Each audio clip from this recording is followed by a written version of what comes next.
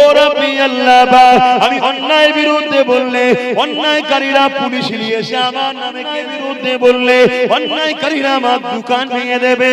ও রাব্বি আল্লাহ আমি অন্যায়কারীদের বিরুদ্ধে বললে অন্যায়কারীরা আমার টোটো চালানো বন্ধ করে দেবে, অন্যায়কারীরা আমার ঠ্যাং ভেঙে দেবে, অন্যায়কারীরা আমাকে মারবে।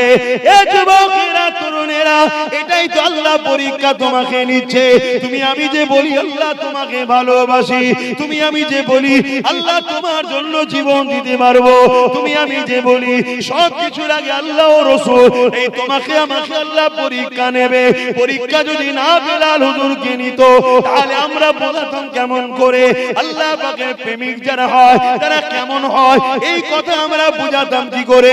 নামাজ তো হাজারো লোক পড়ে, রোজা তো হাজারো লোক রাখে, মসজিদ তো দিনকে দিন বেড়েছে, দাড়ি টুপি তো দিনকে দিন বেড়েছে, সব কিছু বাড়ার পরও তুমি আমি আজ লাঞ্ছিত অপমানিত কেন?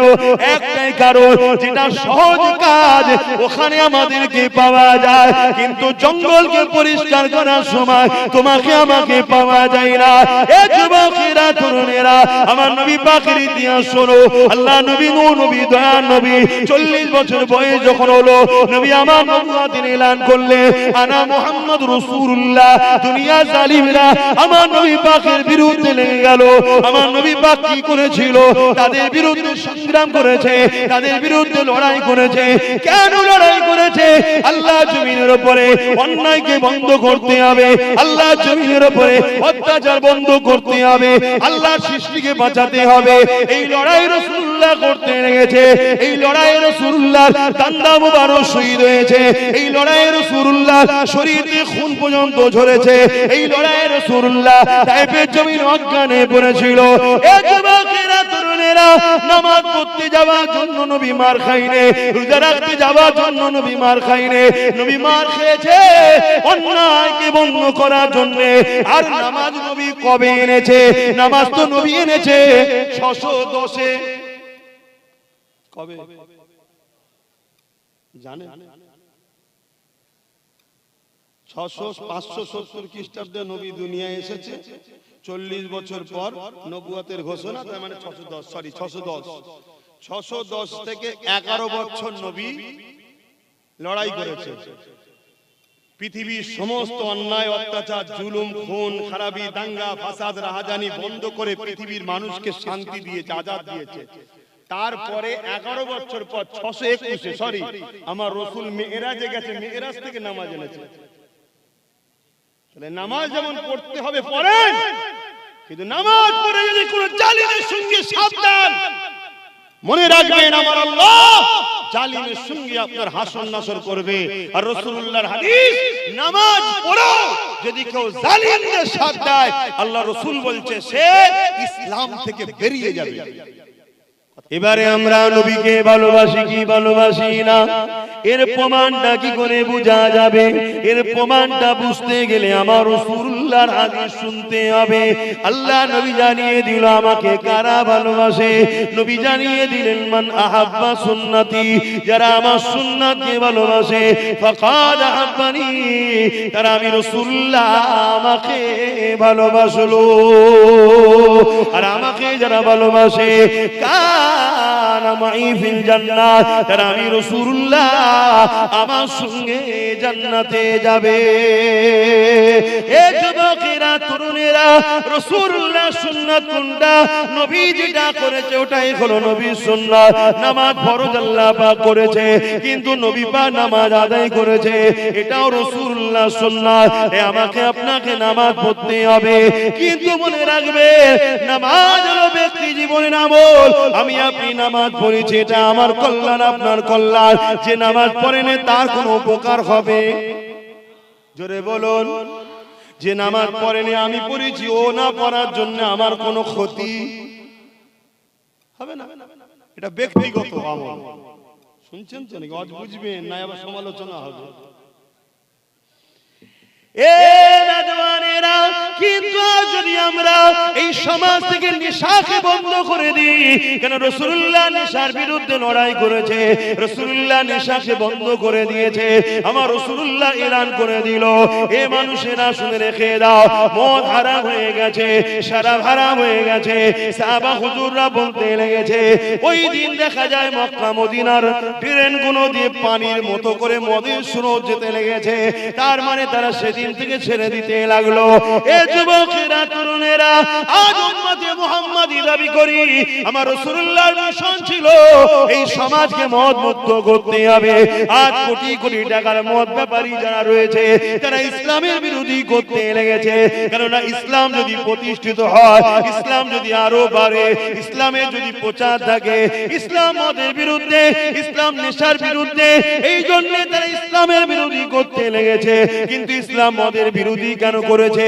মদ যদি আপনি খান, শরাব যদি আপনি খান, আপনার কিডনি নষ্ট হবে, আপনার লিভার নষ্ট হবে।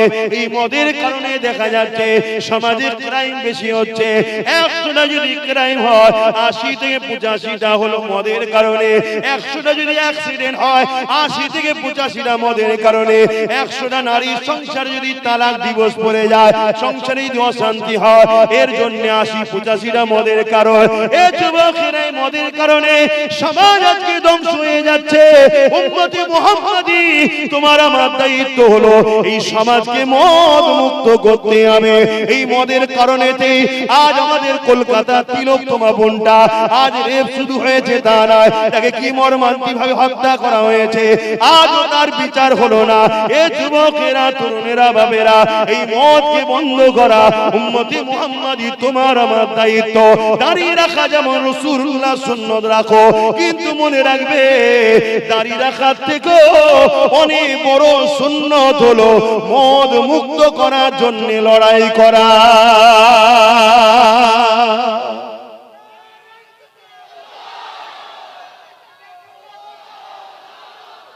শুনছেন তো? হ্যাঁ, তাহলে প্রত্যেকটা জায়গা থেকে এই আওয়াজ উঠা দরকার। মদ মুক্ত বাংলা চাই, মদ মুক্ত ভারত চাই, মদ মুক্ত বাংলা চাই, মদ মুক্ত ভারত চাই। কারণ এটা আমার মাতৃভূমি, রাসূল তিনার মাতৃভূমিকে ভালোবেসেছে। মক্কা ছিল রাসূলুল্লাহর মাতৃভূমি, আমাদের মাতৃভূমি ভারতবর্ষ। তাহলে এই ভারতকে মদ মুক্ত করতে হবে, বাংলাকে মদ মুক্ত করতে হবে। এই নিয়ে আওয়াজ শুধু নয়, এই নিয়ে আমাদের চেষ্টা, এই নিয়ে আমাদের সংগ্রাম, এই নিয়ে আমাদের লড়াই দরকার আছে না? হাত তুলে বলা আছে না? লম্বা করে হাত তোলা আছে না? কিন্তু তুমি যখন এই কথা শিখাবে, তোমার আমার রাজ্যেরই সরকার এত মদ ব্যাপারী, এ তো রেগে যাবে। আমাদের সরকার মদ ব্যাপারী না? মদ ব্যাপারী না? মদ বিক্রি করে না? করে না? গর্ব করে করে বলে যে আমি মদে ফার্স্ট। তাহলে মাতাল সরকার, তাহলে তো আমাদের উপরে খেপে যাবে। কিন্তু বলো, তুমি আমি উম্মতে মুহাম্মাদি দাবি করে মদের বিরুদ্ধে কথা না বলে মাতাল সরকারকে ভোট দিচ্ছি, কিয়ামত দিন নবীর শাফাত পাওয়া যাবে মনে হয়? এবারে আপনার আমার মাথায় কেউ ঢুকাতে পারে এটা তো গণতান্ত্রিক দেশ, এখানে কি করা যাবে? অ্যাকচুয়ালি ব্যাপারটা হলো তারাও সংবিধান পড়ে না আর আপনার সংবিধান জানা নাই। শোনেন, আমি গর্ব করে বলছি আমি ভারতীয়, আমি গর্ব করে বলছি আমার সংবিধানকে আমি ভালোবাসি। কেন? আমার সংবিধান নেশার বিরুদ্ধে। বলুন আলহামদুলিল্লাহ। তাহলে এমন একটা দেশে আমরা বসবাস করছি যে দেশে আমার কোরআন মদের বিরুদ্ধে, আমার রাসূল মদের বিরুদ্ধে, আমার দেশের সংবিধানটা নেশা মদের বিরুদ্ধে। তাহলে মদ বন্ধ হওয়া দরকার আছে না? না। কিন্তু মদটা বন্ধ করতে গেলে হুজুর শুধু ওয়াজ করলে হবে? এখান থেকে ফু দিলে মদ বন্ধ হয়ে যাবে? তার জন্য তাহলে আমাদেরকে তৈরি হতে হবে। আমরা সেই লোকের পাশে দাঁড়াবো, সেই রকম লোক তৈরি করব, তাদের পিছনে সাপোর্ট করে আমরা পাঠাবো। যা আইনের ঘরে যা, ওইখানে গিয়ে বিল পাস কর, মদ মুক্ত বাংলা চাই। এই কথা বুঝে আসছে না? এই কথা কাজটা করা বা এই কথাটা বলা কি আব্বাস সিদ্দিকীর ভুল? কথা বলেন, আওয়াজ দেন, আওয়াজ দেন। ভুল? আজকে অনেক হাজি সাহেব আছে আমার কওমের দাবিদার, নাউজুবিল্লাহ, রাত্রিরে কালকে আজকে রাত্রিরে বাড়ি বাড়ি মদ শুনছেন? হ্যাঁ, আপনাদের আশপাশেও আছে। আপনি আমাকে শুধু হুজুর ভাবছেন কেন? আমি আরো কিছু জানেন না তো আপনারা? কথা বুঝে আসছে না? নাই তাহলে বলুন, আমার ধর্মের ক্ষতি অন্যজনরা করার সাহস পেচ্ছে কেন? আমার মধ্যে গাদ্দার ঢুকেছে। যেদিন আমাদের সংখ্যা কম ছিল সেদিন বিজয় আমরা লাভ করতাম। আজকে সংখ্যা আমাদের বেড়েছে, আজ আমরা চতুর্দিকে অপমানিত, লাঞ্ছিত, মার খাচ্ছি। কারণ কি? যেদিন সংখ্যা কম ছিল সেদিন আমাদের মধ্যে গাদ্দার ছিল না। আজ সংখ্যা বেড়েছে, আমাদের মধ্যে গাদ্দার ঢুকে গেছে। যে গাদ্দার গুলো দুনিয়ায় সামান্য পদের জন্য, সামান্য একটু গাড়ি বাড়ির জন্য, সামান্য একটু নিজের নাম হবে এর জন্য ইসলাম বিদ্বেষীদের চামচাগিরি দালালি করে আমাদেরকে পিছন থেকে টেনে রাখে। যদি আমার ছেলে উঠতে চায়, আমার ঘর থেকে কেউ একটু বেরোতে চায়, আমার ঘর থেকে কেউ যদি দাঁড়াতে চায়, তাকে পিছন থেকে টেনে নেয়, হুমকি দেয়, চমকায়, মারে, ধরে। এগুলো হলো আমার জাতের মধ্যে গাদ্দার। কথা মাথায় ঢুকছে না? ঢুকছে না? আজকে সবাই জানে, কিন্তু বড় দুঃখের বিষয়, কে গাদ্দার কে মুনাফিক চিনতে হবে আমাদেরকে। এক দ্বিতীয় নম্বর, কারো হুমকি চমকানো দেখে ঘাবড়ে গেলে তোমার আমার বাচ্চা কোনো, তাহলে কিন্তু চোখ থাকতো কানা, মুখ থাকতো বুবা, কান থাকতো কালা হয়ে যাবে। কথা শুনছেন? আর আমার আল্লাহ আমাদেরকে যে দুটো কাজ দিয়েছে, ওই দুটো কাজ যদি না করি আল্লাহ ছেড়ে দেবে? আল্লাহ কাজ দিয়েছে তো, অন্যায়কে মিটাও, ন্যায়কে প্রতিষ্ঠিত করো।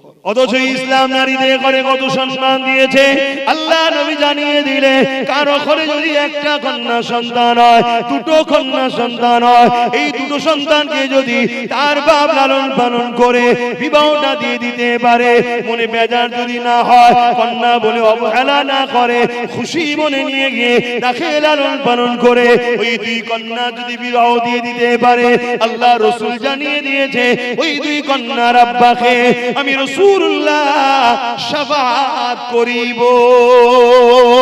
আল্লাহ নবী আরো জানিয়ে দিলে, কারো ঘরে যদি একটা, দুটো, তিনটে কন্যা সন্তান হয়, ওই তিন কন্যার বাবা নারীগুলো পেয়ে যদি অশুভ মনে না করে, মন খারাপ না করে, নারীগুলোকে লালন পালন করে বিবাহ দিয়ে দিতে পারে, আমি রাসূলুল্লাহ জানিয়ে দিই ওই তিন কন্যার বাবা আর আমি রাসূলুল্লাহ আল্লাহর জান্নাতে দুটো আগুন তুলে দেখিয়েছে, পাশাপাশি থাকিব।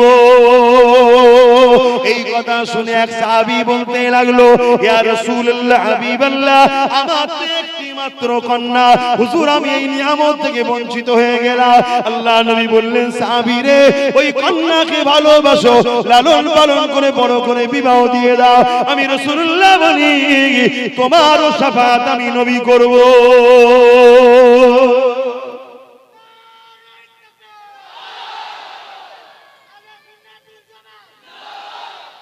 আজকে আমাদের ঘুমানোর জন্য, আমাদের ইসলাম থেকে দূরত্ব হওয়ার দরুন আজকে যে যা খুশি ইসলামের বিরুদ্ধে বলে নিচ্ছে। শুনছে? আজকে আবার কেন্দ্র সরকার একটা আইন তৈরি করেছে 2025-এ, ওয়াকফ কালা কানুন। শুনেছেন তো নাকি? আরে তুই সরকার দেশ চালা, তুই সরকার দেশের মধ্যে সন্ত্রাসী হামলা হচ্ছে, বর্ডারে কাশ্মীর হোক বিভিন্ন জায়গায় সন্ত্রাসরা হামলা করছে, তুই সেগুলোকে রুখবি, রুখতে তো পারছিস না, উপরন্তু দিল্লিতে এসে আবার সন্ত্রাস হামলা করে দিল।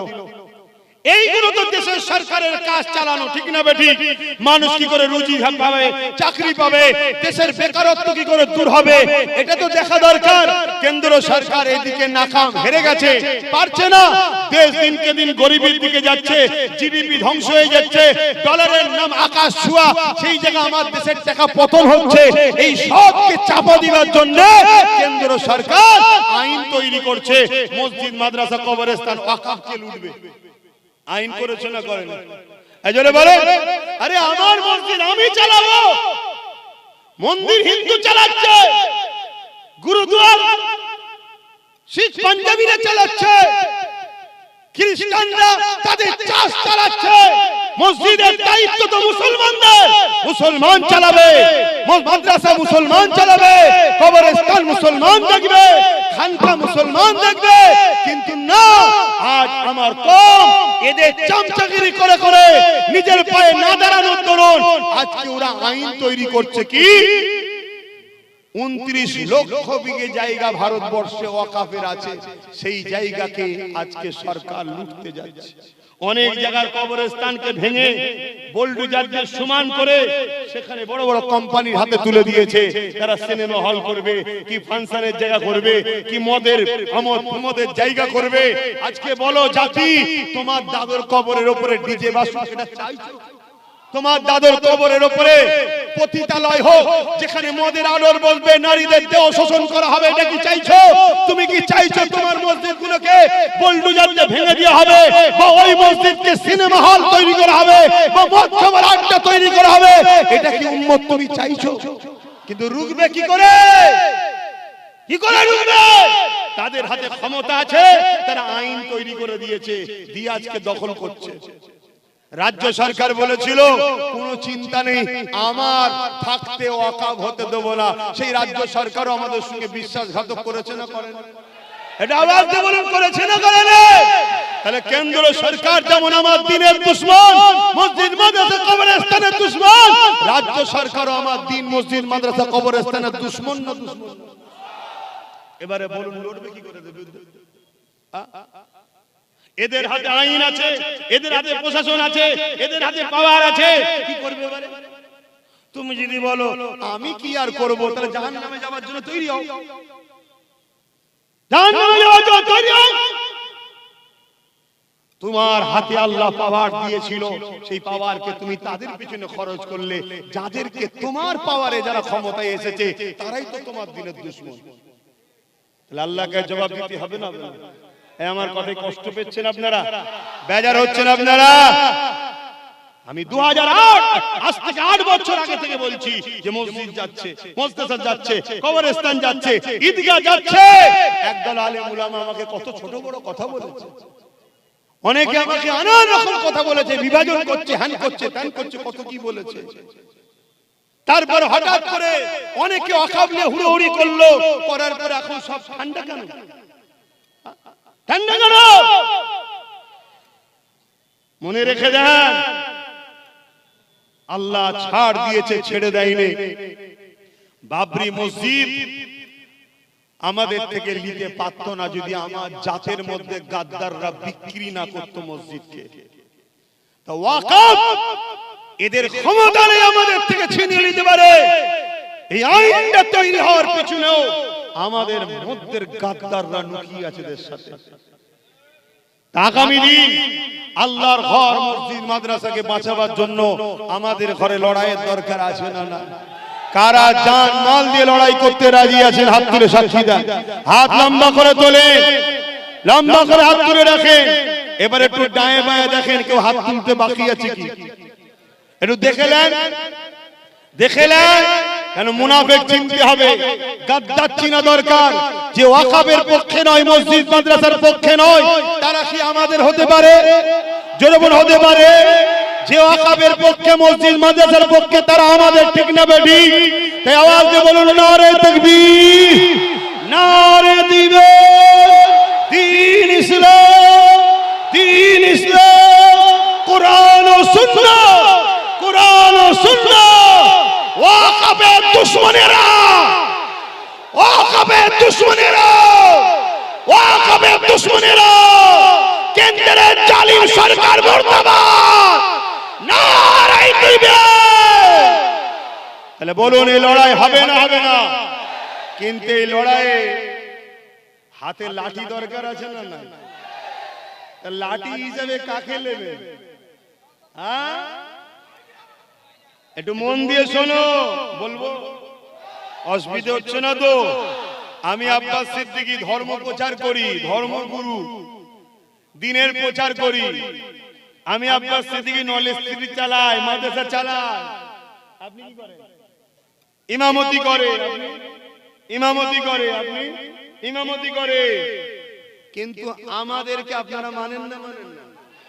আমি হুজুর নাই, নেতা হতে পারিনি, ক্যান্ডিডেট, ইনি নাই ইমাম হচ্ছে না, উনি নাই হচ্ছে না, ইনি নাই হচ্ছে না, কিন্তু আমাদের কি দায়িত্ব নয় যে এই যুবক ছেলেগুলোকে বুঝানো যে বাবা তোরা দোয়াও করছি, সাথেও আছি, দরকার আছে না নাই?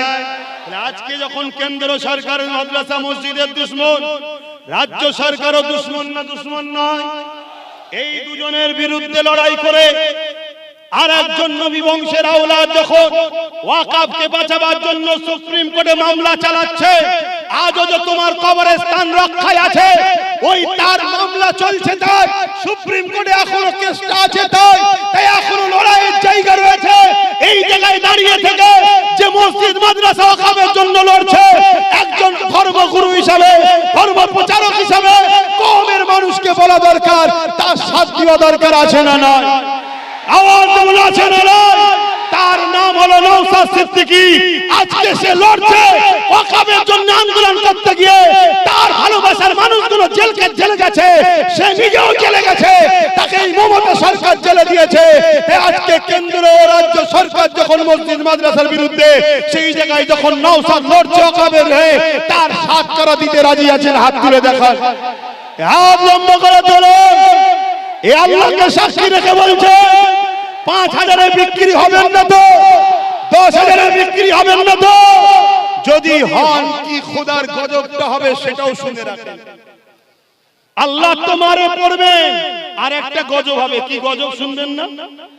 এই যে বিহারে ভোট হয়ে গেল না, বিহারে এনারা হুজুর মানুষ, আমরা হুজুর মানুষ নাই, রাজনীতি জানি না, বুঝি না, ছেড়ে দাও, কিন্তু এইটুকু তো বুঝি যে আমার মসজিদের দুশমন তার সাথে নয়, যে পক্ষে তার সাথে, তাই তো নাকি? এইটুকু তো বুঝি। আর এখানে আর একটা কথা বলে যায়, ভাই যার হুজুর তার কাছে, যার আমির তার কাছে, যার শায়েখ তার কাছে, যার হযরত তার কাছে, মসজিদ কিন্তু আমাদের সবার। এখন যদি জুজিয়াত মাসলা নিয়ে তুমি আমি ঝগড়া করি, মনে রেখে দিও মসজিদ থাকবে না। কোথায় হাত বাঁধবে ওটা পরে ঝগড়া হবে। টুপিটা কি পড়বে ওটা পরের কথা, কল্লা থাকলে টুপি লাগাবে, কল্লাই রাখবে না বলছে, টুপি লাগাবি কোথায়? শুনছেন তো নাকি? অতএব যার হুজুর তার, যেমন আমরা দাদা হুজুরকে মানি, আমি বলবো না তোরা দাদা হুজুরে চলে আয়, আর তোমরাও বলবে না আমাদের ঘরে দাওয়াত দলে আয়। এখানে লড়াই একটাই, মসজিদটা ফুরফুরাওয়ালাদেরও, মসজিদ তাবলীগ দেওবন্দি বেরেলি সবার মসজিদ, ঠিক না বেটি? অতএব মসজিদ সবার, কবরস্থানে ফুরফুরাওয়ালারও লাশ আছে, আর সবার লাশ আছে, বাঁচাতে এখন সবাইকে। তারপরে যে যার দল করছো করকে যাও, যে যার নিয়ে থাকবে যাও। আমাদের মধ্যে জুজিয়াত মাসলার লড়াই ছিল, আছে, কিতাবই থাকবে। এটা একটা ইসলামের খুবসুরাত। এই লড়াই আছে বলেই তো আমরা কিতাব মুতালা করি, এই লড়াই আছে বলে তো কিতাব পড়ি আমরা, না কিতাব পড়তাম না। কথা মাথায় ঢুকছে না, ঢোকে না? কিন্তু সেটা কিতাবই লড়াই, সেটা কিতাবই লড়াই। দাঁড়িয়ে সালাম না বসে সালাম, ওটা কিতাবই লড়াই। কিন্তু আমরা দাঁড়িয়ে দিই, বসে আলাদা ঘরে আহলে সুন্নাত ওয়াল জামাতরা ফতোয়া দেয় না যে ওরা বেঈমান হয়ে গেছে, ফতোয়া দিয়েছে। কিন্তু এখন এই বসা দ্বারা লড়াই করতে গিয়ে নামাজ পড়ার জায়গা থাকবে না, কবরস্থান দিতে পারবে না, মরলে পোড়াতে হবে। তাহলে এই জায়গায় দাঁড়িয়ে থেকে আমি নওশাদের পক্ষে সাথ দিয়েছি, আপনারাও দিচ্ছেন, এই কথা বলা কি অন্যায় করলাম? আমার আর একটা ভিডিও খুব বাজারে চলছে, আমি বলেছি মমতাকে ভোট দিলে ঈমান থাকবে না। শুনেছেন আপনারা? এই কেউ শুনেছেন কি? এটা নিয়ে খুব সমালোচনা হচ্ছে চারিদিকে। আবার একটা লোকে, একজন বয়স্ক মুরব্বির সাথে আমার বক্তব্যটাকে কেটে সেটিং করেছে। তিনি বলছে ভোট দেওয়া যাবে, আর আমি বলছি দিলে ঈমান চলে যাবে। দিয়ে সমাজে ছড়াচ্ছে, কার কথা মানবো বলো? ও ফজকে, নাই ফজকে, ইনি মুরব্বি, কথা বুঝছেন? আমি মুরব্বির জুতোকে মাথায় রাখি, কিন্তু মুরব্বি যেদিন কথা বলেছিল সেই দিন কিন্তু রাজ্য সরকার বিশ্বাসঘাতক করেনি। মুরব্বি যেদিন বলেছিল সেদিন রাজ্য সরকার বলেছিল 10,000 মাদ্রাসা দেবো, সেদিন বলেছিল ডবল ডবল চাকরি হবে, ফুরফুরায় রেল হবে, উন্নয়ন পরিষদ হবে। এই শুনছেন তো নাকি? কিন্তু মুখোশ খুলে যে এখন শয়তানের পেতনি মুখ বেরিয়ে পড়েছে। এখন মুরব্বি বলছে কি জিজ্ঞেস করো, শুনছেন তো নাকি? শোনো, শরিয়াত কারো বাপের নয়, কোন পীর পীরজাদা আমির হযরত শায়েখের শরিয়াত নয়, শরিয়াত হলো আমিনা লালের। জোরে বলুন সুবহানাল্লাহ, আরো জোরে বলুন সুবহানাল্লাহ।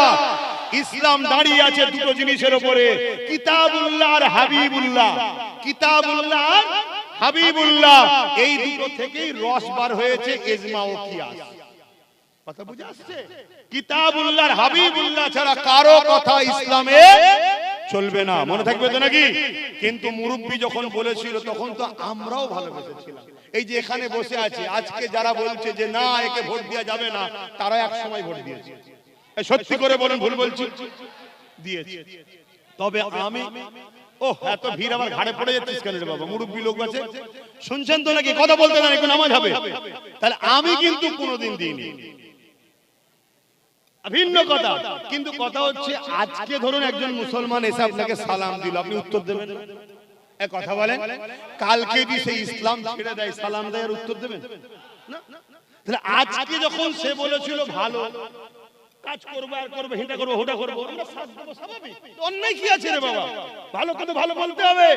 কিন্তু যখন তার পেতনি মুখ বেরিয়ে পড়েছে, আর সাথ দেওয়া যাবে? কথা বলুন, দেওয়া যাবে? মাথায় রাখবেন। তা আমি এই জন্য বলেছিলাম, আচ্ছা আমি বলিনি, প্রথম কথা আমি বলেছি রাসূলুল্লাহর হাদিস বলেছি, একটু বলবো না থাকবে? 10 মিনিট বলি, কি বলছেন? বলি নাকি? কারা কারা শুনতে চাইছেন একটু হাত তুলে সাক্ষী দেন, একটু মহব্বতের তাকবীর দেন। নারে তাকবীর, নারে দিবে, হাত তুলে বলুন লাব্বাইক।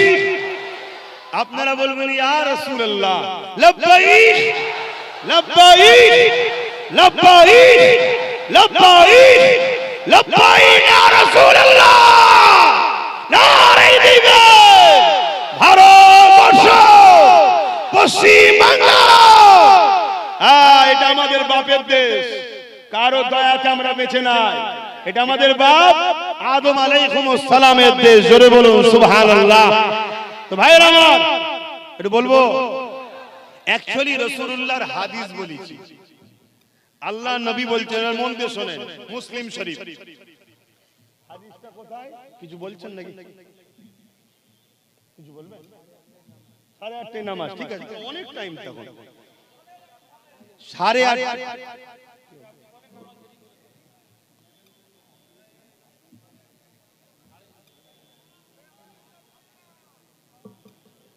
আচ্ছা আচ্ছা, কেউ তাবারুক খেতে আসেন রে বাবা? কে কে তাবারুক খেতে এসেছেন? কে কে তাবারুক খেতে এসেছেন? যারা তাবারুক খেতে এসেছেন হাত তোলেন, তাদের কি তাবারুক দেওয়া হবে? আর যারা হাত তুলবেন না, দেওয়া হবে না। তাবারুক খাবেন? তাবারুক খাওয়াবেন না, কোনো মন খাবার কি? এই সেদিন বোম্বাই গত পরশুদিন ছিলাম, গতকালকেই তো এলাম। ও বেচারিরাও আইডিয়ার ফেল হয়ে গেছে।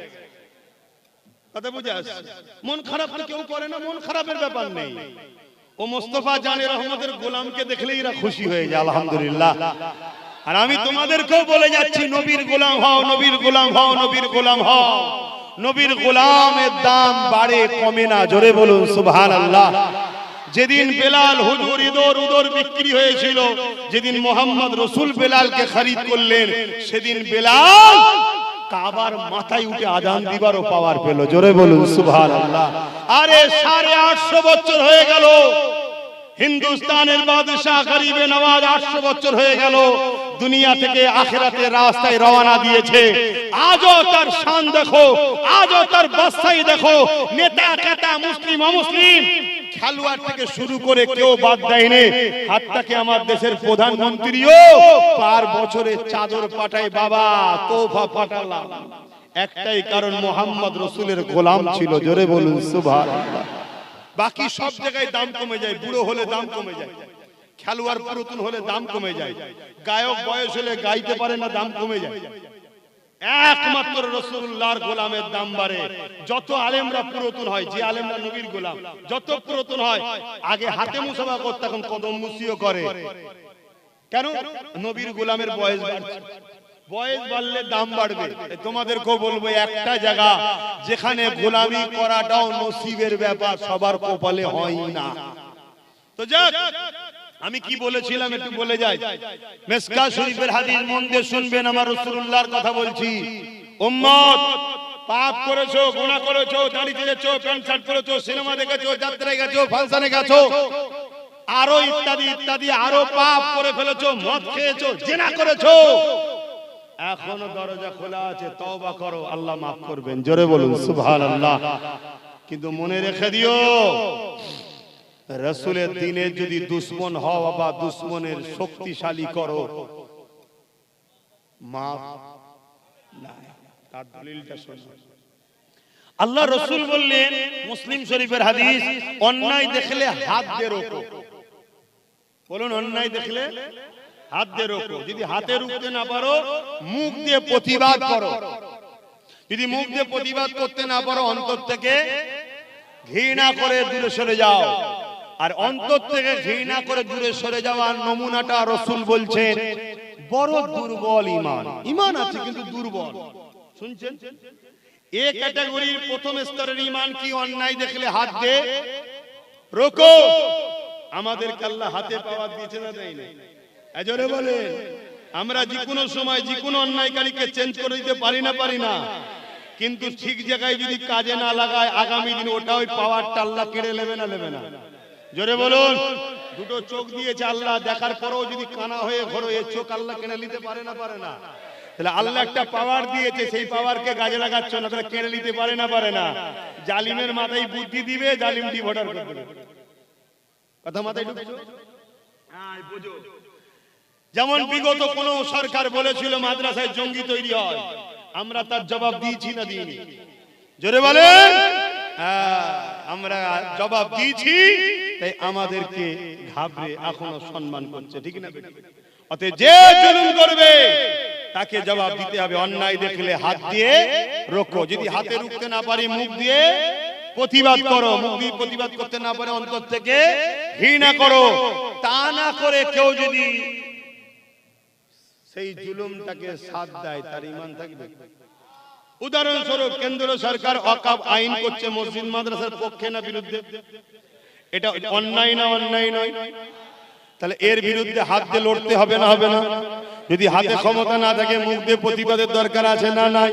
যদি মুখে না থাকে, অন্তর থেকে ঘৃণা করে দূরে সরে যাওয়া দরকার আছে না নাই? তা না করে কোন মুসলমান যদি কেন্দ্র সরকারকে ভোট দেয়, তার ঈমান আছে? আমি এটা প্রথম বলি, সেটাকে কেটে বাদ দিয়ে দিয়েছে, এটা দেয় না। কেন? চিটিংবাজরা আপনাদের কাছে আমাকে খারাপ করতে চাইছে। শুনছেন তো? আপনাদের কাছে প্রমাণ করতে চাইছে আব্বাস সিদ্দিকী বিজেপির বিরুদ্ধে নয়, বিজেপির পক্ষে। তাহলে এইটাতে দিলে তো প্রমাণ হয়ে যাবে আব্বাস তো প্রথম বিজেপির বিরুদ্ধে বলেছে। তাহলে ওটা দেয়নি, ওটাকে বাদ দিয়ে দিয়েছে। তারপরে আমি কি বলেছি? কেন্দ্র সরকারের বিরুদ্ধে লড়বো, আর রাজ্য সরকার বলবে দিল্লি চলে যাও। তাহলে রাজ্য সরকার অন্যায় করলো না ঠিক করলো? তাহলে এর বিরুদ্ধে হাত দিয়ে লড়তে হবে না? যদি হাত দিয়ে লড়তে না পারি, তাহলে মুখ দিয়ে প্রতিবাদের দরকার আছে না নাই? তা না করতে পারে, অন্তর থেকে ঘৃণার দরকার আছে না নাই? তা না করে কেউ যদি একেও ভোট দেয়, ঈমান থাকবে? কেন এও মসজিদ মাদ্রাসার বিরুদ্ধে না নয়? বোলডুজার যে দুর্গাপুরে মাদ্রাসা ভেঙেছে না ভাঙেনি? রাজ্য সরকার বলেছে না বলেনি যে মসজিদ কি বলে, রাস্তার কুকুরের বাচ্চাকে মিড ডে মিল দেবো, মাদ্রাসার বাচ্চাদেরকে মিড ডে মিল দেবো না? রাজ্য সরকার বলেছে না বলেনি? তাহলে মাদ্রাসার বাচ্চা তো করে, কুকুরের বাচ্চার থেকে যারা খারাপ নিচুই না ভাই, তারা অন্যায় করলো না ঠিক? রাসূলের হাদিস, অন্যায় দেখলে হাত দিয়ে রোকো নাই, মুখ দিয়ে প্রতিবাদ করে না, অন্তর থেকে দূরে সরে ঘৃণা করে সরে যাও। শুনছেন? রাজ্য সরকার বলেছে কোরআন শেষ হয়ে যাবে, আমার উন্নয়ন শেষ হবে, যে বলেছে না বলেনি? আপনারা কে কে মানেন কোরআন শেষ হয়ে যাবে? কোরআন শেষ হয়ে যাবে কেউ মানেন? এই জোরে বলেন, কোরআন শেষ হবে। এ জাহান্নামী মরে কুকুর হয়ে ঢুকে যাবে, কিন্তু কোরআন শেষ। কোরআন শেষ। জোরে বলেন, কোরআন শেষ। আল্লাহু আকবার। ভাইরা আমার, এ জিন্দেগি চিরস্থায়ী নয়, কোরআন চিরস্থায়ী। কোরআন হলো কালামুল্লাহ, আল্লাহর কথা।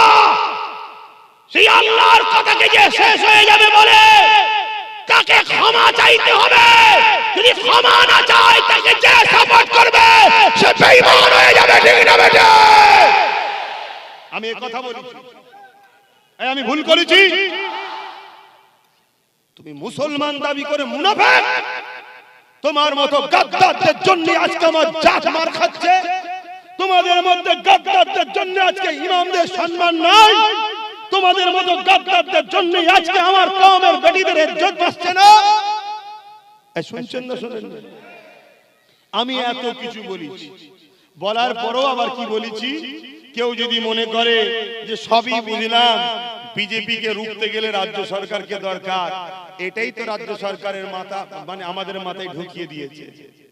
রাজ্য সরকার বলেছিল না বিজেপিকে ফন্ডে নিয়ে এসে লড়বো, আনন্দবাজারে বলেছে না বলেনি? তার মানে বিজেপিকে বাংলায় এনেছে কে? ও নিজে স্বীকার করেছে না করেনি? এটা তো তার কথা, আমার কথা। রাজ্য সরকার বলেছে বিজেপি খারাপ, আরএসএস ভালো, বলেছে না বলেনি? আর আরএসএস ভালো। রাজ্য সরকার এইগুলো তো করিয়ে মুসলমানকে গোলাম বানাচ্ছে বিজেপির ভয় দেখিয়ে। শুনছেন না? শুনেন না? কথা শুনছেন? রাজকে বলো, এরপরও আমি কি বলেছি সেটাও শুনে রেখে দাও। এরপরও বলেছি যদি মনে হয় একে দরকার, একে প্রথম যে ক্ষমা চাইতে বল। শুনছেন তো নাকি? কি বলেছি? ক্ষমা চাইতে হবে। আর শুধু ক্ষমা চাইলে হবে না, ক্ষমা চাওয়ার পর আমরা বোকা সরল মানুষ হয়তো সাথ দিয়ে দেবো, এসে 5 বছরে আরো অনেক ক্ষতি করতে পারে না। এজন্য ক্ষমাও যেমন চাইতে হবে, একটা পায়া ভাগও দিতে হবে। শুনছেন তো নাকি? মানে সরকারে তুই বস, কিন্তু আমার উপর নির্ভর করে বস। 3টে পায়া তোর, একটা পায়া ইমাম সাহেব কি ধরুন বসিয়েছি আমরা রাজ্যে মাথায়, এই অসুবিধা আছে? আমাদের তো ধারণা ইমাম মানে নামাজ পড়াবে আর মুরগি জবাই করবে। আরে ইমাম তো ছিল আমার আমিরুল মুমিনিন খলিফাতুল মুসলিমিন উমর ফারুক, ইমামতিও করেছে, অর্ধেক পৃথিবীকেও চালিয়েছে। জোরে বলুন সুবহানাল্লাহ। তাহলে আমার ইমামগুলো কেন গ্রামের মেম্বার বা পঞ্চায়েতের প্রধান হতে পারবে না? এক কথা বলো, এ কি নাগরিক নয়? এর ভোট নাই? ওদিকে এক বাবা, এদিকে আরেক বাবা, সব বড় বড় পদে চলে যাচ্ছে, আর আমাদের মাথায় খোদার গজব ঢুকেছে। হুজুরের ছেলে কেন বলবে? একটু মাথায় ঢুকাও। এমন এক বাবা, যে বাবা বলেছিল মুসলমানের মেয়ে মারা গেলে কবর থেকে তুলে লাভ করবো, সে আজকে দেশের সিএম, রাজ্যের সিএম। লজ্জা নয় রাজ দেশের জন্য? এই কথা শুনছেন না শোনেন না? জাগো, আজ তো কেউ তোমার হয়ে রাত্রিরে দিনে ছুটছে, বুঝাচ্ছে। তুমি যদি আজ না জাগো, কালকে কেউ তোমায় জাগাতে আসবে না। যে জাতিকে জেগিয়ে লাভ নেই, শেষ হয়ে গেছে, শেষ হয়ে যাবে। শুনছেন তো? আসবে, ওই রকম আসবে। হঠাৎ করে দেখবেন মুসলিম দরদি হয়ে গেছে, হঠাৎ করে। তার মানে কি? জাল থেকে বেরিয়ে যখন গেছে, কমসে কম পুকুর থেকে বেরিয়ে না যায়, আমার লোককেই পাঠিয়ে দেবো, বলবো তুই ধরে নে, তুই ধরে নে, তুই ধরে নে। শুনছেন তো নাকি? কেন তারও ব্যাক সাইড তো জানি রে বাবা। আল্লাহ নবী বললেন পাহাড় সরে গেছে বিশ্বাস করো, মানুষ পরিবর্তন হয়েছে বিশ্বাস সহজে করো না। একটু দেখতে হয়, দেখতে হয়। তাই আসো, আমি তোমাদের ভালোবেসে বাঁচাবার চেষ্টায় বুঝাচ্ছি। কারো হাতে AK-47 আছে, তুমি তার মোকাবেলায় আমাকে খালি হাতে নেবে দিলে হয়? আমাকে তো একটা ঢাল দাও নাকি? আজকে একটা লাঠি দিয়েছে ভাঙরের মানুষ, একটা, ওই একটাতে বাকি সবার ঘুম হারাম হয়ে গেছে না? জোরে বলো। তাহলে আজকে ওর সাথে আরো গোটা 30 থাকে, লড়াইটা বাড়বে না কমবে? এইটুকু তো মাথায় ঢুকাও। একদিনে সব কিছু হয় না আমি জানি, কিন্তু কথা হচ্ছে এটাও জানি, যদি উপযুক্ত হয়, ও 1000 যদি থাকে তো কি হয়েছে, তার মোকাবেলায় 2-10 যদি উপযুক্ত থাকে তাকে সাইজ করে দেওয়া যাবে। তো উদাহরণ হিসাবে বলছি, শেষ কথা আপনাদেরকে জাগাবার জন্য বলছি, খারাপ নেবেন না তো। একটা বাঘ বাচ্চা জন্ম দিয়েছে, দিবার পরে বেচারি বাঘটা মারা গেছে।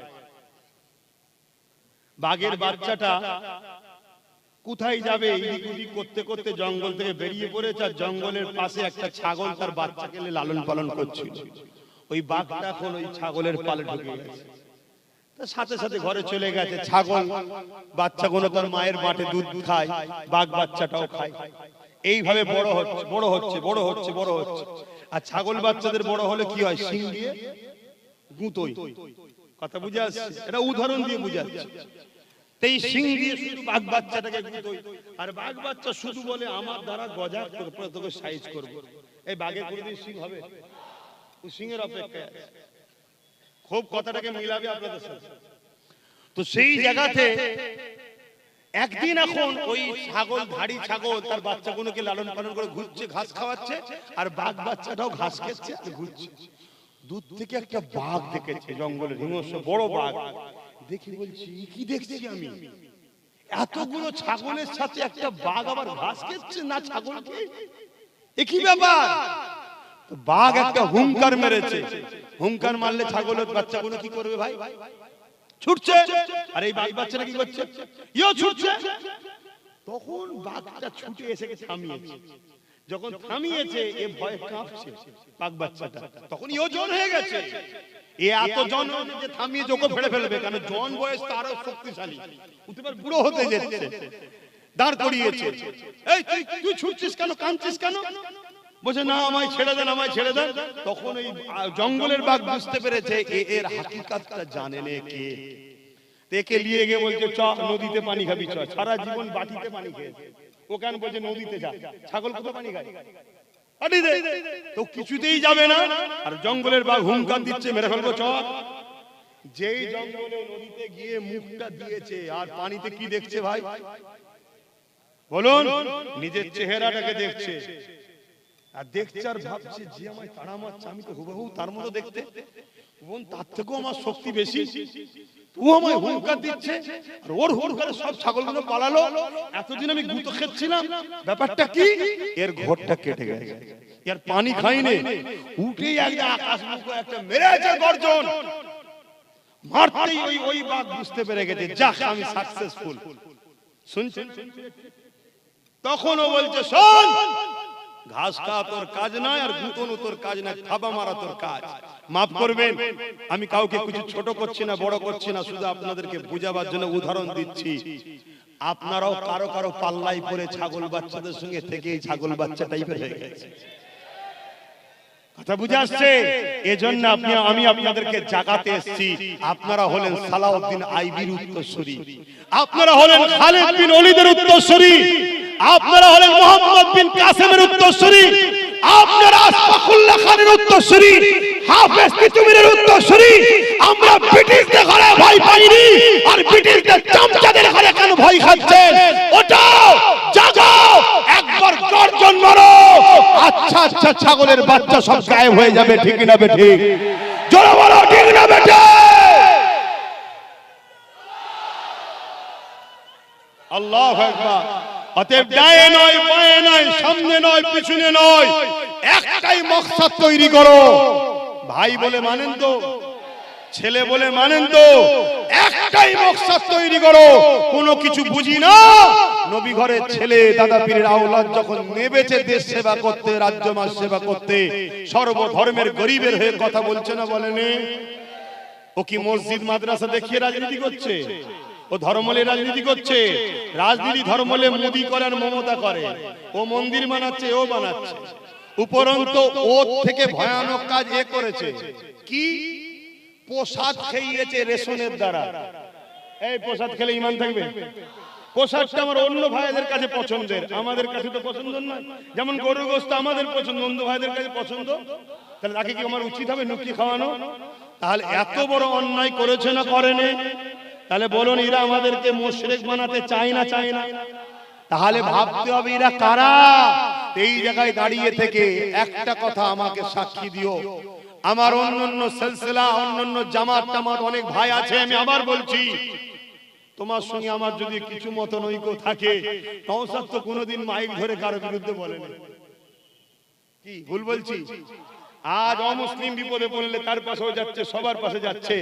আমি একটাই তোমাদের কথা বলবো, বাঁচার স্বার্থে, মসজিদ বাঁচাবার স্বার্থে, অধিকার পাওয়ার স্বার্থে কোনো কারো কথা নয়, ডায়ে বাঁয়ে কারো দিকে নয়, নওশাদের সাথ তোমাদেরকে দিতে হবে। কারা দিতে চাও আরো একবার সাক্ষী দাও। কথা ঠিক তো নাকি? হাত লম্বা করে তোলো, রাজি তো?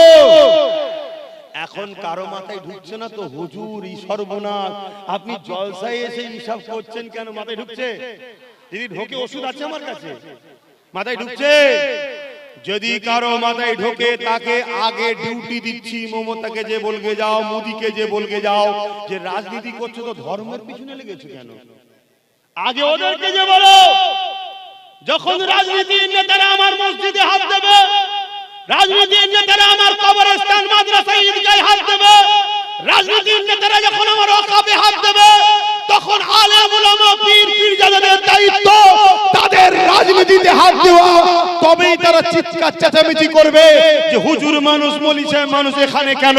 তখন আমরা বলবো তোর ডিউটি তুই কর, আমার মসজিদের ইমামতি আমি করি। ঠিক তো নাকি?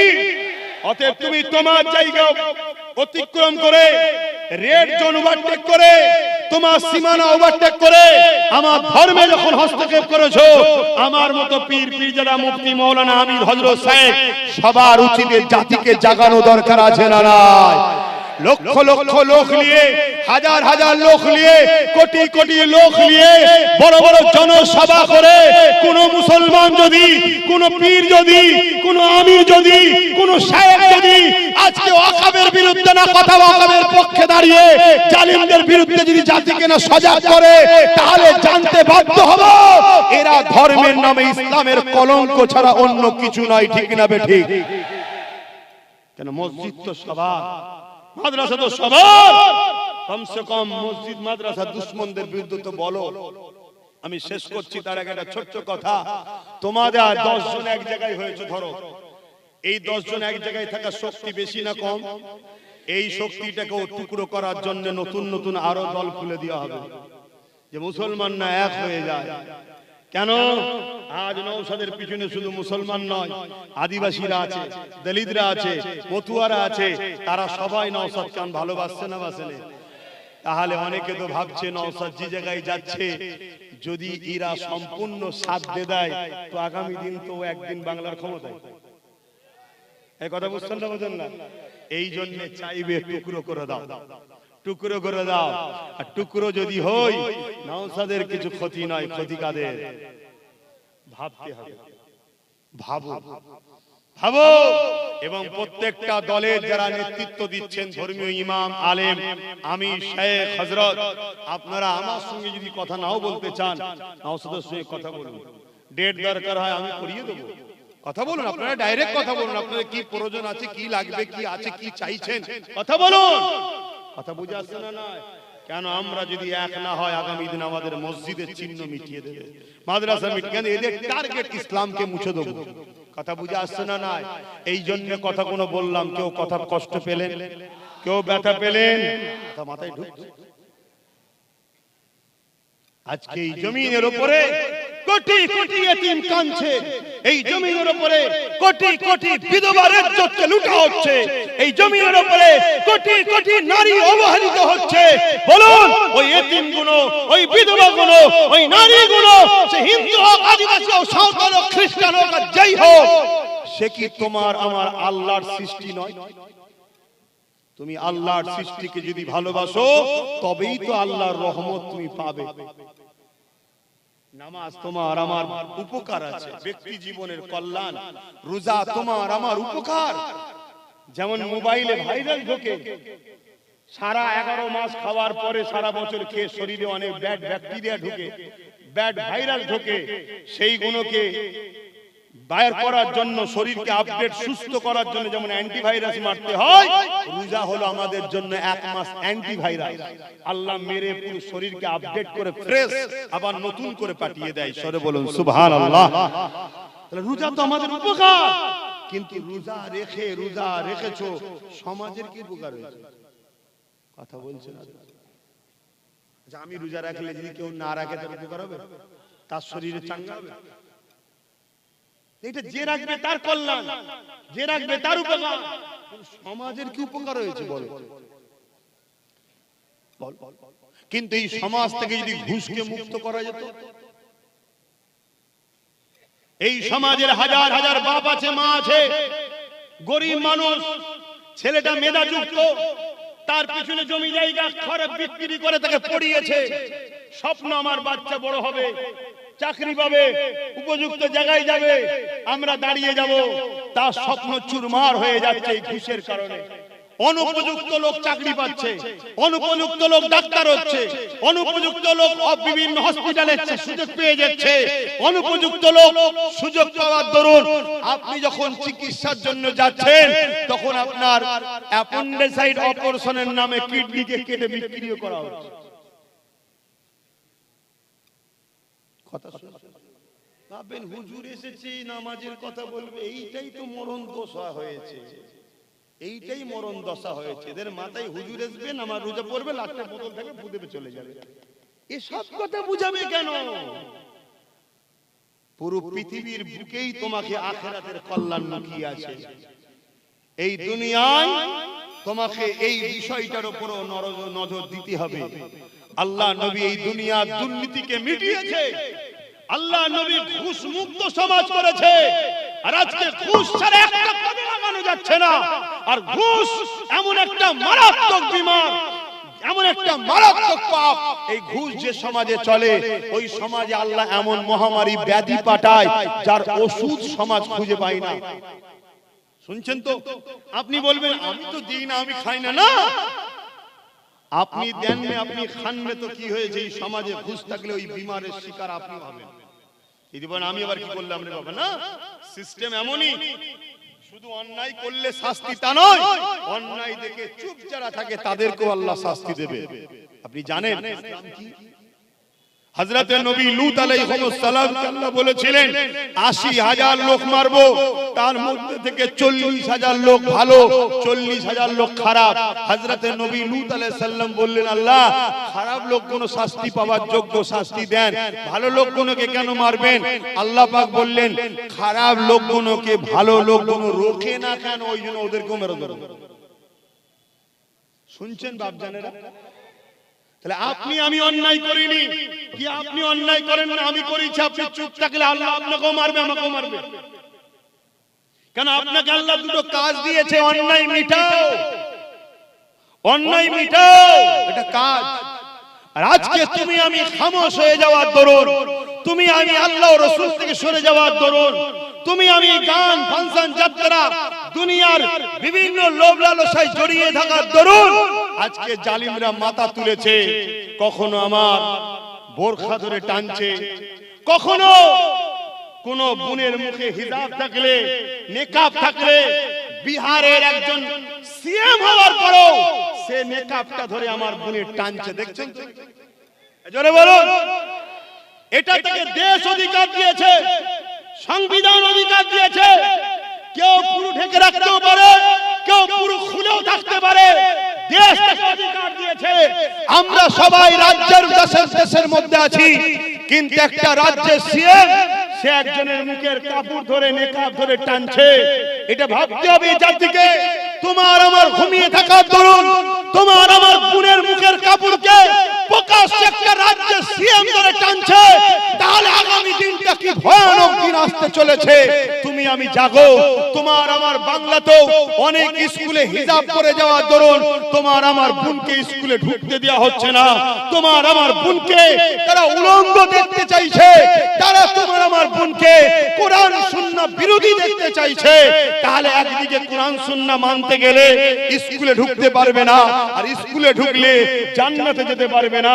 এই বিচখানে দাঁড়িয়ে থেকে এই যুব সমাজকে প্রশ্ন করছি, দেশ যখন রাইট দিয়েছে যে যেভাবে থাকতে পারে, তাহলে এদের অধিকার কে দিল তোমার আমার পছন্দের উপরে আঘাত দিবার?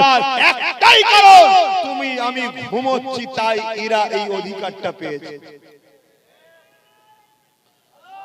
আমার কথা বুঝছো তো ভাইরা? আমার যুবকরা বুঝছো তো? আজ হয়তো আমার কথা পছন্দ না হতে পারে, কিন্তু মনে রেখে দিও, গত ৮ বছর ধরে বলছিলাম যে তোমার আমার অকাত যাচ্ছে। আজকে গেছে তো নাকি? আজকে বলে যাচ্ছি, যদি আজ না জাগো কাল তোমার স্ত্রী তোমার থাকবে না, কাল তোমার বেটি নিরাপদে থাকবে না, কাল তোমার বাচ্চা নিরাপদে থাকবে না, কাল তোমার বাচ্চাকে পড়তে পাঠাবে, সন্ধ্যায় খবর পাবে লাশ হয়ে কোথায় পড়ে আছে, কাল তোমার মেয়েকে পড়তে পাঠাবে, সন্ধ্যায় খবর পাবে রেপ হয়ে পড়ে আছে। যদি আজ না জাগো, কেন জঙ্গল যখন সমাজে গুন্ডা রাজ শুরু হয়, তখন কিন্তু সেই গুন্ডা রাজকে মিটাতে যদি না পারো, তাহলে কিন্তু তার আগুনে তোমার আমার ঘরের বাচ্চাদেরকেও পুড়তে হবে। আজকে তোমার আমার ঘুমিয়ে থাকার দরুন আজকে এই ভারত পশ্চিম বাংলার তোমার আমার এই পাশে, এই কথা প্রায় বলেছি, আজও বলছি, অসুবিধা আছে? এই পাশে ভাটপাড়াতে বিজেপির নেতা অর্জুন সিং, সে বলছে ইসলামে নাকি রেপ করাটা খারাপ কাজ নয়। বলুন নাউজুবিল্লাহ। ইসলামে রেপ করা ভালো? এই ইসলামে রেপ করা ভালো? ইসলাম রেপ করতে বলেছে? তাহলে এই মেসেজটা তোমার আমার পিছনে কোটি কোটি অমুসলিম ভাইদের কাছে যাচ্ছে না, যায় না? বলো বলো বলো। যদি এর শাস্তি না হয়, তার মানে কথাটা বাস্তব প্রমাণ হলো। অন্যায় করলে তো শাস্তি হবে নাকি? আমার কথা মাথায় ঢুকছে তো নাকি?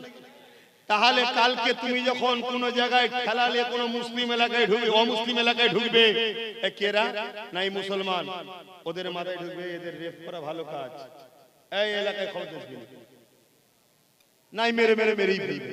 এই শুনছেন তো নাকি? তুমি ট্রেনে উঠবে, কালকে লোক স্ট্রাইক করবে, এই মুসলমানদের ঘরে ট্রেনে উঠতে দেওয়া হবে না, এরা রেপ করে, এরা রেপ করা ভালো কাজে দেয়। এই কথা শুনছেন? তুমি জানো না তোমার পিছনে কি প্ল্যান হচ্ছে? সাপ দেখলেই মারো না মারো? জোরে বলো, সাপ দেখলে কি করো? বলো বলো। সারা দিতে হবে, একা চিল্লালে হবে না। সাপ দেখলে কি করো? কেন মারো? এই কি করিস সাপ দেখলে? এই বাচ্চাদের ঘরে জিজ্ঞেস করিস কি করিস? একটু একটু ছেলে জানিস মারতে হয়? তাহলে ছোট্টবেলা থেকে এদেরকে ব্রেনে ঢুকিয়েছি আমরা যে সাপ মারার জিনিস। কেন? ও ক্ষতিকারক, তাই তো? এই দেখেন বাচ্চা কোনো বলছে মারি। তোমার আমার পিছনে কোটি কোটি লোককে ছোটবেলা থেকে ব্রেনে ঢুকানো হচ্ছে, আজ থেকে 60, 70, 80 বছর ধরে। মুসলমান মানে এদেরকে মেরে দিতে হয়, এরা খারাপ জিনিস। না হয় 60, 70 বছরে মুরব্বিকে টেনে ধরে গালে চড় মারে একটা মেয়ে, কেন মারছে? তার মেন্টালিটিতে সেটিং হয়েছে মুসলমানকে মেরে দিতে হয়, মুসলমানকে শেষ করে দিতে হয়। যেমন সাপ দেখলে মারতে হয় তোমার আমার ব্রেন, তেমন মুসলমানকে দেখে মারো। এই প্ল্যানটা তৈরি হচ্ছে, অলরেডি হয়ে গেছে। তাই বিভিন্ন জায়গায় গণভিড়ের মাধ্যমে মারতে মারতে মারতে মেরে ফেলছে না ফেলে না? জোরে বলো। আমার বাংলাতেই ক্যানিংয়ে নিশ্চয়ই সোশ্যাল মিডিয়ায় দেখেছো, সিসি ক্যামেরায় ধরা পড়েছে, সে বেঁচে ছিল, তারপরও তার পায়ে দড়ি বেঁধে টানতে টানতে পাকা রাস্তার উপর দিয়ে নিয়ে গিয়ে তাকে মেরে ফেলা হলো। আমার বাংলাতে বাঁকুড়াতে গরু ব্যবসা করে মুরব্বি মানুষ, হাতে পায়ে দড়ি বেঁধে তাদেরকে কিভাবে পিটানো হলো। আমার বাংলাতে রিকশা চালক মুসলমান হওয়ার দরুন তাকে মারা হলো। আমার বাংলাতে থানার মধ্যে মুসলমান ছেলেদেরকে পিটিয়ে পিটিয়ে মেরে ফেলা হচ্ছে। কোথায় আছো তুমি?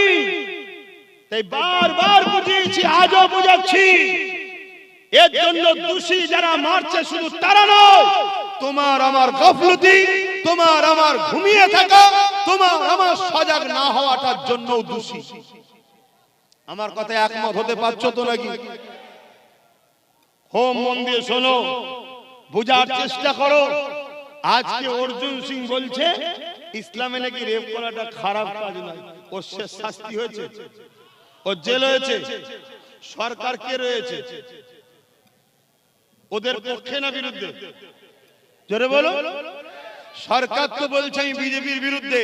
যদি বিজেপির বিরোধী হয়, তাহলে এই সুযোগকে ধরে জেলে ভরা দরকার ছিল না? ছিল না? এত লোক কেস করলো, তারপরেও ধরলো? জোরে বলো। ধরেনে।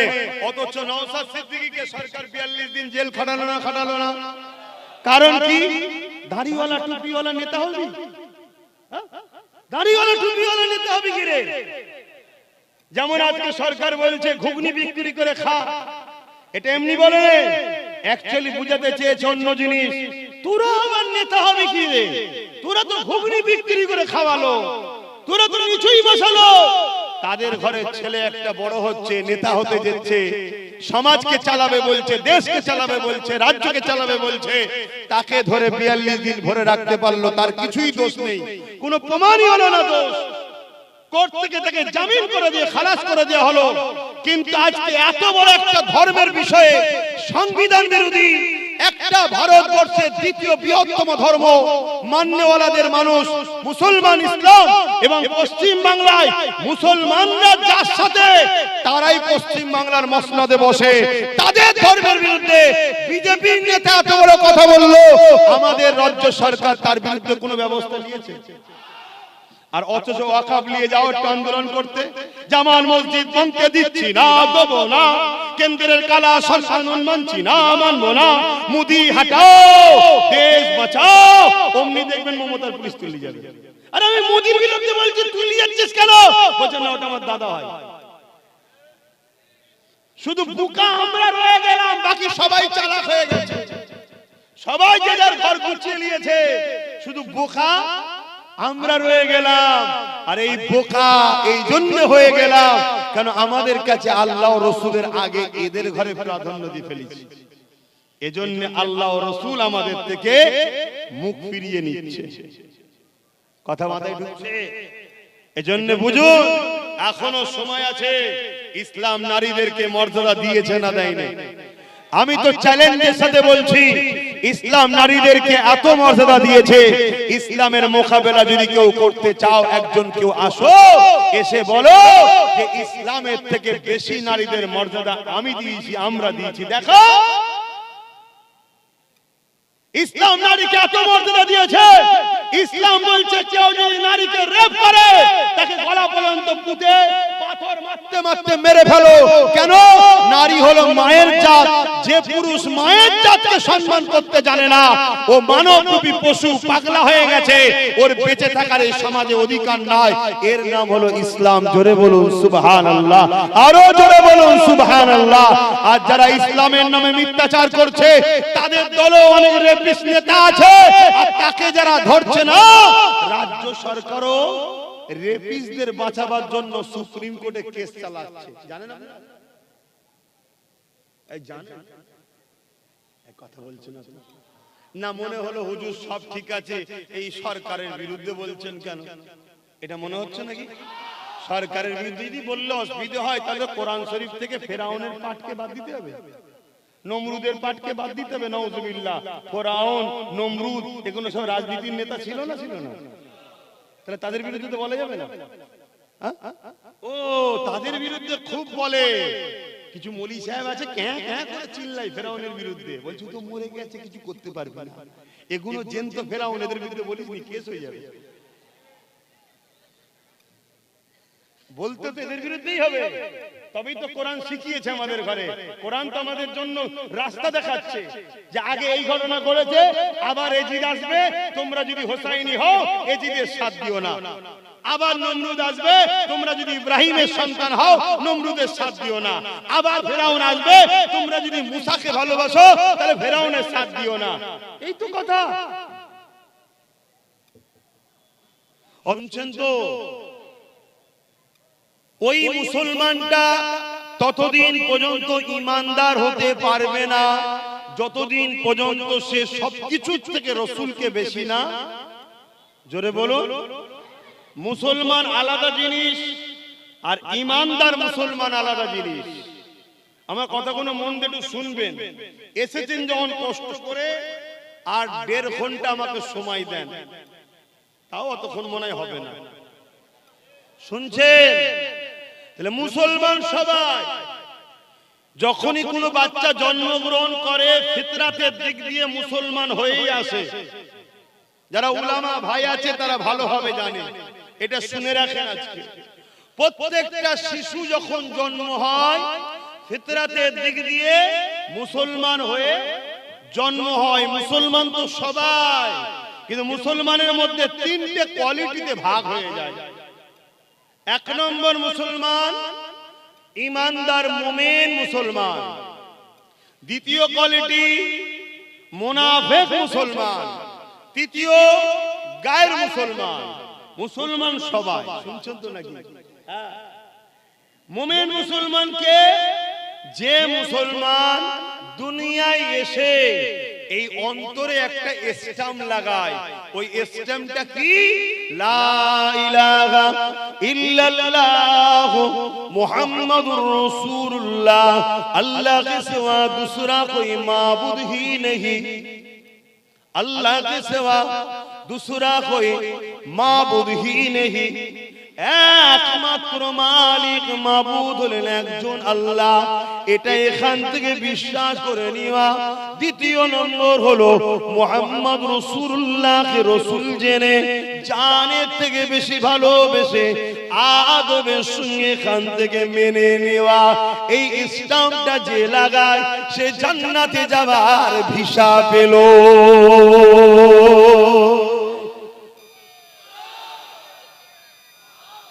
এবারে আপনি জান্নাতে গিয়ে 5 স্টার 7 স্টার না লোকালে থাকবেন সেটা আপনার ব্যাপার। যত আমল করবেন জান্নাতে মাকাম বাড়বে, যত নামাজ বেশি জান্নাতে উঁচু বেশি, রোজা বেশি জান্নাতে মাকাম বেশি। শুনছেন তো নাকি? সব জান্নাত এক হবে না রে বাবা। তুমি আমিও ইনশাআল্লাহ জান্নাতে যাব, বলো ইনশাআল্লাহ। অসুবিধা আছে? আল্লাহ বলেছে যে আমার উপরে আশা করে আমি তাকে নিরাশ করিনি, তাহলে আশা করবে না কেন? বলো ইনশাআল্লাহ জান্নাতে যাব। কিন্তু খাজা হুজুরও জান্নাতে যাবে, এক ক্যাটাগরি হবে মনে হয়। এইটা তো মাথায় রাখা দরকার। তিনি কত ভিআইপি, তার জন্যই ভারতবর্ষে ইসলাম এসেছে। তাহলে এক হয়, আর আমাদের জন্য ইসলামের ক্ষতি হচ্ছে, তাহলে কি করে এক হয়?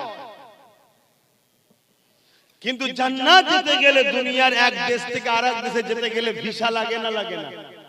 যত বড়ই ভিআইপি হোক ভিসা লাগবে না লাগবে না? এই মানুষটা হলো পাসপোর্ট, দুনিয়াটা হলো ভিসা অফিস। এই ভিসা অফিসের পেজ অন্তরে কলেমার স্ট্যাম্প লাগাতে হবে, এটা হলো ভিসা অফিস দুনিয়া। তাহলে তুমি এবার এন্ট্রি হলে, এবার তোমাকে ইহরাম নিয়ে যেতে হবে, জামা কাপড় নিয়ে যেতে হবে, তবে তো আরবে যাবে, উমরা করবে, আর করবে, সব কাজ আছে। কি যত তুমি সেজে গুজে যাবে, যত ব্যাগ ভর্তি করে নিয়ে যাবে, যত তোমার নিরাপদ ওখানে হবে, আরো ভালো ভালো পজিশন তুমি পাবে। ডলার থেকে বা রিয়াল যত বেশি নিয়ে যাবে, তত বেশি তুমি কেনাকাটা করতে পারবে। বুঝাবার জন্য বলছি।